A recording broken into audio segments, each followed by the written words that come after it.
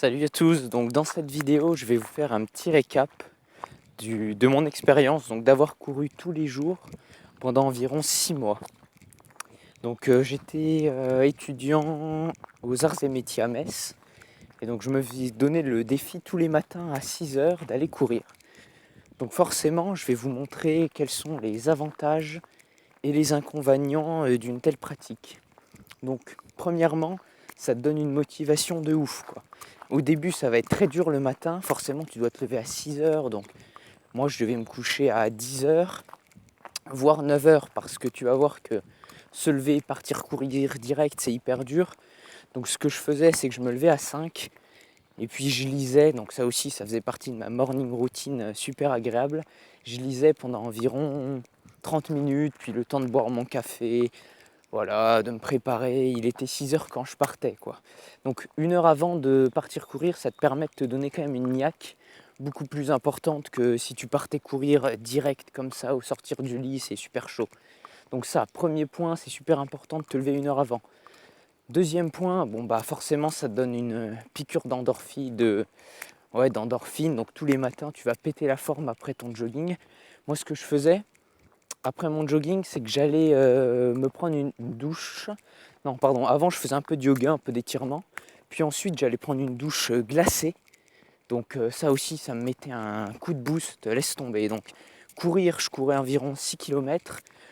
Ça me prenait environ une demi-heure. Je trouve qu'une demi-heure, c'est pas mal parce qu'au-delà d'une demi-heure, ça commence à être très long. Le matin, faut trouver le temps. Mais bon, si tu arrives à faire 3/4 d'heure, 1 heure, pourquoi pas. Mais après, il faut réussir à le tenir tous les jours, donc ça va soumettre ton corps à rude épreuve. Donc c'est chaud, donc voilà, on va dire 40 minutes. Ensuite, tu prends une douche froide après avoir fait tes étirements. Et ensuite, tu es frais comme un gardon, quoi. Tu prends ton petit déj avant ou après. Je pense qu'après, c'est un peu mieux.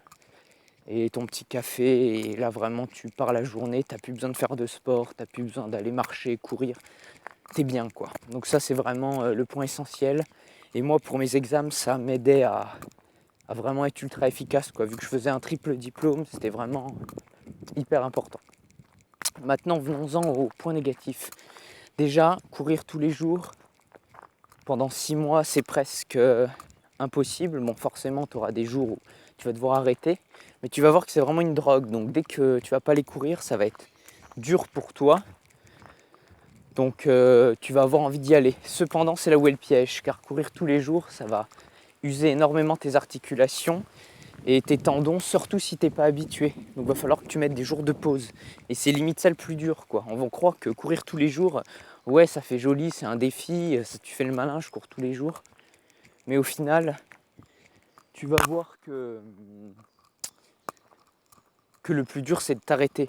Il va falloir que tu mettes au moins 2 jours de repos dans la semaine si tu veux pouvoir continuer. Car moi, qu'est-ce qui s'est passé? C'est qu'après 6 mois, j'ai eu une tendinite.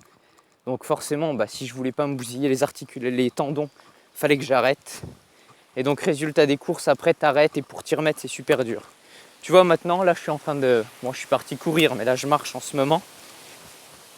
Le plus dur c'est de pas y aller tous les jours. Maintenant j'y vais une fois tous les 2 jours, histoire de prendre au minimum 2 jours de repos par semaine. Bon voilà, des fois tu peux y aller plusieurs jours d'affilée.